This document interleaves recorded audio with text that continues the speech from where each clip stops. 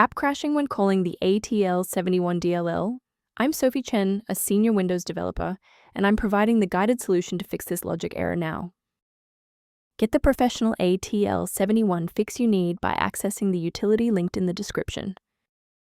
This DLL file is a legacy active template library from the Visual C++.NET 2003 era.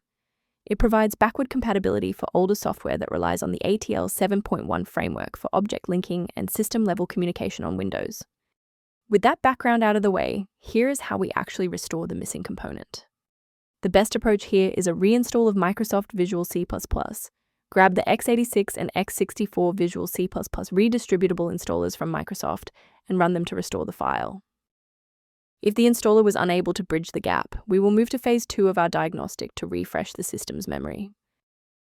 A standard reboot clears out temporary memory conflicts and gives the Windows loader another chance to properly register the Atl71 component during startup. Before you restart, bookmark this video or hit the like button.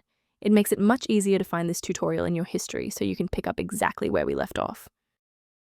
It's worth taking a moment to discuss the safe acquisition of runtime components. Please use caution.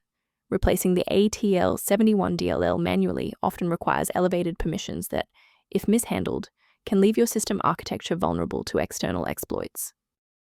For a reliable way to monitor these specific library interactions, I've included a professional resource link in the description. Streamline background processes by reviewing the maintenance utility linked below for the Atl71.